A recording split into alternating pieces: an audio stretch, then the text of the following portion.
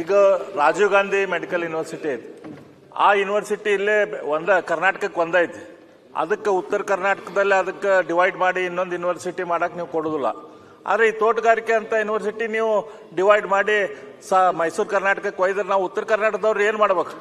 ಅದಕ್ಕೆ ದಯಮಾಡಿ ಡಿವೈಡ್ ಮಾಡಬೇಡ್ರಿ. ಅದನ್ನ ತೋಟಗಾರಿಕೆ ಅಲ್ಲೇ ಇರ್ಲಿ. ಬಾಗಲಕೋಟೆಯಲ್ಲಿ ನೀವು ಬೇರೆ ಅಗ್ರಿ ಯೂನಿವರ್ಸಿಟಿ ಮಾಡ್ಕೊತಿದ್ರೆ ಮಾಡ್ಬೋದು. ಕೂತ್ಕೊಳ್ಳಿ. ಸನ್ಮಾನ್ಯ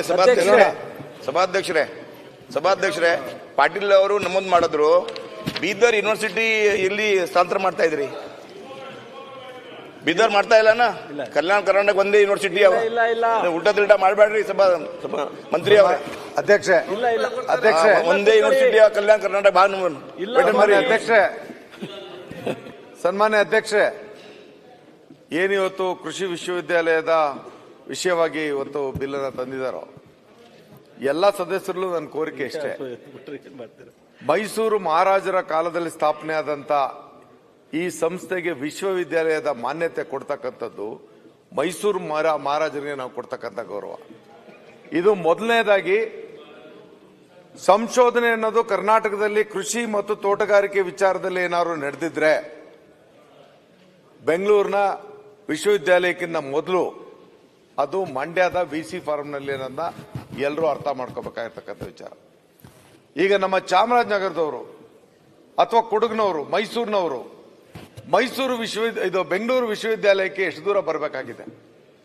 ಪ್ರತಿಯೊಂದು ವಿಭಾಗದಲ್ಲೂ ಕೃಷಿ ವಿಶ್ವವಿದ್ಯಾಲಯನ ಎಲ್ಲರೂ ಬೇಡಿಕೆ ಮಾಡಿ ತಗೊಂಡಿದ್ದಾರೆ.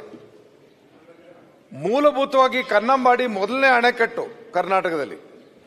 ಆ ಕನ್ನಂಬಾಡಿ ಭಾಗದಲ್ಲಿ ಕೃಷಿ ಸಂಶೋಧನೆ, ತೋಟಗಾರಿಕೆ ಸಂಶೋಧನೆ, ಆ ಬೆಳೆಗಳಿಗೆ ಉತ್ತೇಜನ, ಆ ರೈತರ ಪರವಾದಂತ ಚಿಂತನೆಯನ್ನ ಈ ವಿಶ್ವವಿದ್ಯಾಲಯ ನಡೆಸಬೇಕೋ ಬೇಡವೋ ಅನ್ನೋದನ್ನ ಎಲ್ಲರೂ ಬೆಳಕು ಚೆಲ್ಬೇಕು. ಇದು ಪಾಲ್ ತಗತಾ ಇಲ್ಲ. ಇದರ ಅಧ್ಯಯನ ನೀವು ಬಾಗಲಕೋಟೆ ಏನಿದೆಲ್ಲ ಅದಕ್ಕಿಂತ ದೊಡ್ಡದು ಮಾಡ್ರಿ.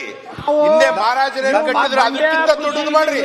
ಬೆಂಗಳೂರಲ್ಲ ಅಮೆರಿಕದಲ್ಲಿ ಇರೋದಕ್ಕಿಂತ ದೊಡ್ಡದು ಮಾಡ್ರಿ. ನಮಗ್ ವಿರೋಧ ಇಲ್ಲ. ದಯಮಾಡಿ ಕೈ ಮುಗಿತೀವಿ. ಕೆಲವು ಸಂಸ್ಥೆಗಳು ರಾಯಚೂರಿಂದ ಬಾಗಲಕೋಟೆಯಿಂದ ಅಲ್ಲಿಂದ ತಗೊಂಡು ನಮಗೆ ನೀವು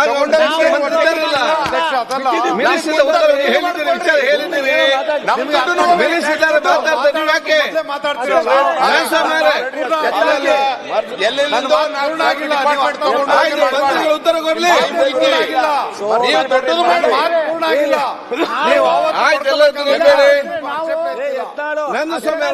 ಉತ್ತರ ಕೊಡ್ಲಿ. ಕೂತ್ಕೊಳ್ರಿ.